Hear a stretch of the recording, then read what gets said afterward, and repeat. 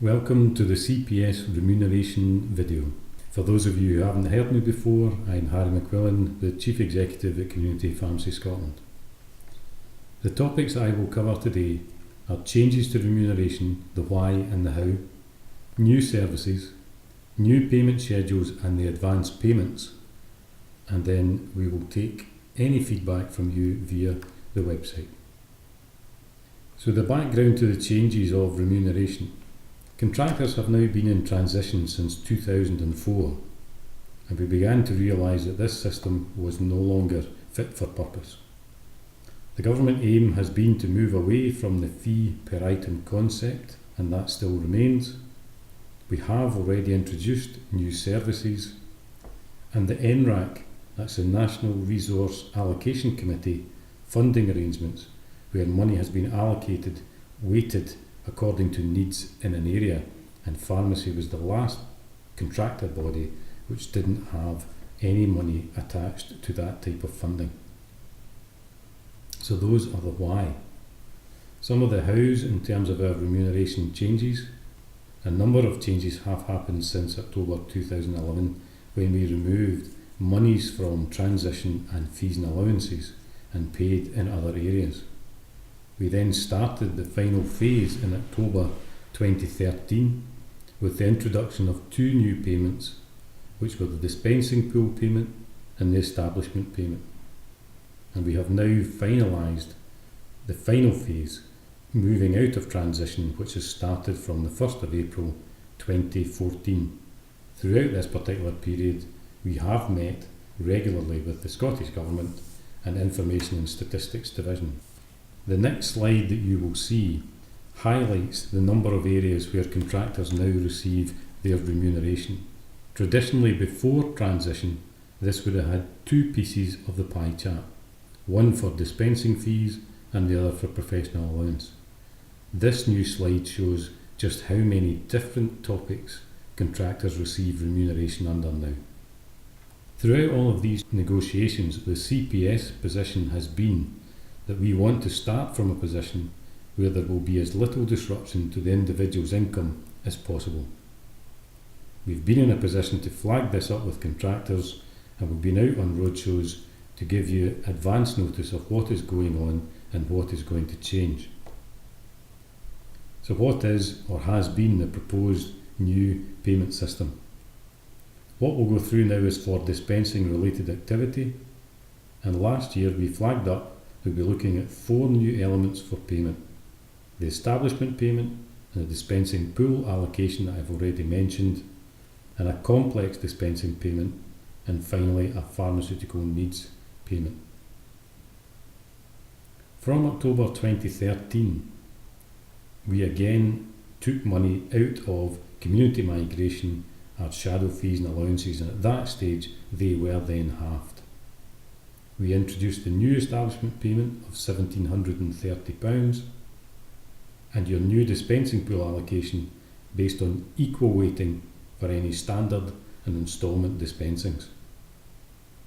Payment for your January 2014 prescriptions was reallocated using your June to August data, and notification has been issued to you what will be paid going forward.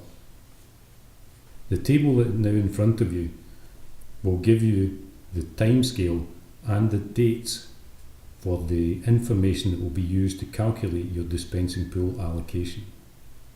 This may seem a fair amount of time in arrears, but really it's much more reactive than the transitional element has always been. And if you have any questions regarding that, please contact us via the website or call into the office and we can answer those for you. So for April, the changes. We've been faced with a few questions in this. How do we split up the residual community migration payment or shadow fees and allowances from the 1st of April? Where do we put it and in what proportions? Do we have the information to continue with the new areas of funding that are already flagged up? And how much stability should we be building in at this stage, or any tolerance allowances to contractors' remuneration as a result of any changes we made? There were other factors to consider. The monitoring of our current spend within the global sum for 13-14 and up until November 13 that we suggest we are going to have an overspend on the global sum. So there will be an element that community pharmacy contractors have to pay back initially. There is new money available in 2014-15 for the global sum, and that's in the region of £3 million. The policy aims we have to consider in relation to dispensing of compliance aids and the behaviour we would wish to see delivered there, and the Scottish Government policy in relation to the distribution of funds, and this brings in again the NRAC National Resource Allocation Committee distribution that I mentioned earlier. So the first new payment was the establishment payment. That's currently set at £1,730 per month, and we have not to date discussed any change to this figure, and that will remain the same from the 1st of April this year. We didn't just arrive at the establishment payment of £1,730 by chance. You'll see on the slide there were 5 set payments that all contractors were receiving, and the sum of those 5 payments comes to £1,730 per month. So it made sense, rather than give you 5 lines on your payment schedule, that we created an establishment payment and give you one payment for that. I'll move now to talk about one of the new payment streams, which is pharmacy needs or pharmaceutical needs for your pharmacy. We've been discussing an allocation of £3.5 million for that, and this will be allocated based on the age and SIMD criteria as happens throughout the NHS. And SIMD is the Scottish Index of Multiple Deprivation. Information and Statistics Division has analysed prescriptions from each contractor, so they are unique to your business, to get a picture of the patient's age and the SIMD, i.e. deprivation characteristics for your pharmacy. Those indexes have now been completed and worked out. To take you through in a bit more detail about that, the option currently being considered would see an index developed which runs from 1, where less than or equal to 40% of your patients were in the lowest 2 deciles, i.e. you were actually in an affluent area, and an index of 2, where more than 90% of your patients were in the lowest 2 deciles and more in the most deprived, i.e. you do have a large number of deprived patients. At the same time, we will calculate an age index. This currently shows 1, where more than or equal to 75% of your patients were under 60, i.e. you have a low age group, or an index of 2, where less than 35% of your patients were under 60. In other words, 2/3 were over 60 and you had a high index for age. What then happens is you took the 2 indexes and combine them. The overall index would be the average of the age and SIMD indices combined. The highest final figure that we have found for any contractor in Scotland to date is 1.6. For contractors with a higher deprivation index, the age index appears to be smaller because people in those areas tend to die younger. And the opposite stands true, that if you have a low SIMD index, you tend to have a high age index. What we will now do in applying those indices, Information Statistics Division has constructed a file where no contractor loses out through application of this index. Every contractor will at least start at 1, and where the combined index exceeded 1, then your share of the money available will increase. To do this, it brings a cost to the global sum of just approaching £500,000. We have indicated to the Scottish Government that introducing this does bring the potential for a double payment, but ourselves and the Government are willing to test this out.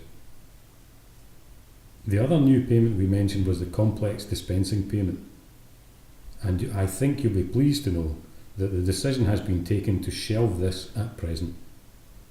You'll remember that we asked you to complete a flagging exercise and enter patients to the pharmacy care record. That exercise wasn't too successful, and we may revisit it. It gave us insufficient evidence to provide the necessary base for an accurate allocation of monies. And there is considerable money tied up in instalments at present. It's just approaching £12 million, and that was well beyond the initial proposed allocation. That could have had a significant impact on a contractor's cash flow. In terms of the dispensing pool allocation, for 13-14, the year that's just finished, we were distributing approximately £31 million under this heading. We do have another £37 million to pay out during 14-15. What we've talked about is how much we're going to reallocate to the dispensing pool, and we've discussed how we treat standard and instalment dispensings. Throughout these negotiations on the dispensing pool allocation, ISD were asked to calculate again for each contractor the sums due from a combined pool, which is made up of the current dispensing pool, 31 million, plus the community migration payment or your shadow fees, which was 37 million, and then subtracting away the pharmacy care needs payment that I talked you through before with the indices. We constructed two files, one where the total dispensings, where instalments were weighted at 2/3 of standard dispensings, or your total dispensings with equal weighting for standard and instalments. And you'll see from the recently issued circular that calculation's now done with equal weights for standard and instalment dispensings. Some other factors we had to look at throughout that time. We need to be sure that we can limit the impact of this new redistribution when compared with what a contractor was receiving before. We needed to understand, is the change due to new arrangements, or is it due to a contractor's change in their business activity? We have therefore rebased last year's payments to allow comparison before we moved on, and we have discussed how long we will keep any stability measures in place for any contractor that is due to receive less money than the previous regime. So some of the outcomes: we have agreed we will use the equal weightings for standard instalment dispensings, and we're going to proceed with the new payments on that basis, and anyone who is due to gain will receive full implementation of that gain. We are also going to limit the loss for any contractor to a maximum of -10% for 6 months, and we will then review the effects from the new system over that particular time period. For anyone who is going to be a new contractor or an essential small pharmacy, we have discussed schemes for that. A new contractor will be remunerated until sufficient information is available to allow us to calculate their share of the dispensing pool, and we will pay a fixed start-up payment has been discussed. We will also be treating long-term established ESPs by ensuring they receive a new target income figure. So some next steps, even for ourselves and for our contractors, is we have checked the calculations, but it would be very useful if you would do a similar thing and ensure the information is accurate for you. We have determined and agreed the best way forward. The recent PCA circular, which I hope you've had a chance now to read and is available on our website, does give you the information that is applicable from the 1st of April. We have also issued some briefing materials for you to allow you to better understand the circular, and those again are available on our website. So, from April 2014, it's important to realise that all contractors are now in the same payment system. The payment for dispensing will be in arrears, very similar to transition, and it will be much more responsive and reactive than the old system, as you will be rebased every quarter, every 3 months. Dispensing fees will only be payable for stoma items under a separate contract and for any locally negotiated methadone dispensing fees. And as you'll see in bold on the slide, all other dispensing fees have now been discontinued and will no longer be paid. A word now on the CMS Capitation Payments that you currently receive. For 2013-14, the payments were linked to the monies allocated originally in October 2011, and then we doubled them in October 2012. And for contractors not in transition, payments were linked to the amounts going into the capitation pool as of March 2012. The tolerance limits of the plus and minus 10% remain in place for those particular payments. The reason for highlighting this particular payment area is there's no doubt that we need to revisit this area. We do have varying levels of engagement across contractors, from some who have no registrations at all, there's very few of them, to a handful who have less than 10 patients, to some who have registered considerable numbers and well into the high hundreds of patients.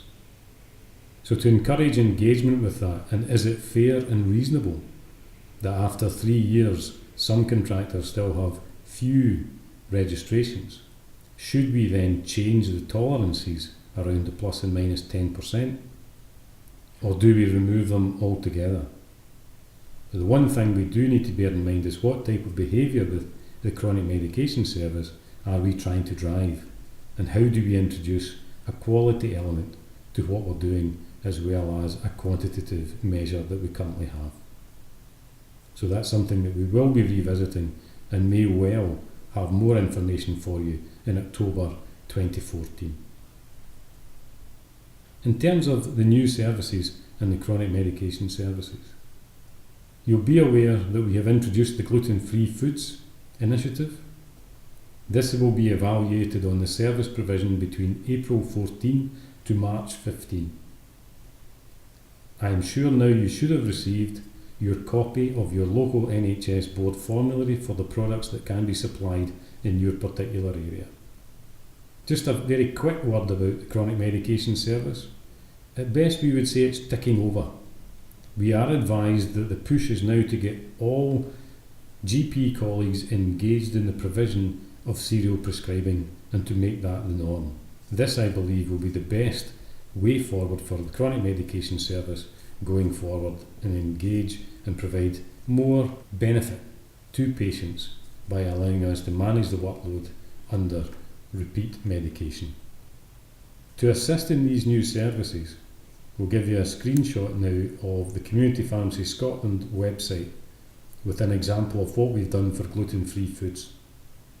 You will see that there are hyperlinks contained within the text, which if you click on will take you to the immediate reference material that should make it much easier for you to navigate around the introduction of a new system and to find the information available on our website. Again, we would be very pleased to receive feedback from you on how suitable this is, and I know the team at the office has put a considerable amount of work into making this user-friendly for you. I mentioned early on in this video that we would spend some time talking about the new payment schedule. Practitioner Services Division has finally managed to transform the way it gives information to contractors. You should be now receiving your new style electronic schedule, which I believe is much more user-friendly than the previous examples. Online reporting does offer us lots more information down to a line-by-line individual basis. If you do have any queries with this type of information, Community Pharmacy Scotland can help you with those, and again, if you would contact us at the office, we can look into your business for you. We have been having some comments recently regarding the advance payment fluctuations that you've been experiencing. What I will do now is try and give you the background to that. When we introduced the new services and moved money out of transition, that had an artificial effect on suppressing your average item value. With a lower average item value than should have been being paid, and you declaring your number of items, it was giving a false low to the level of the advance you should have been receiving. To have tried and adjust for that, up until October 13, we had been paying a 98% advance in an attempt to actually give you a true 90% advance, which is the government policy.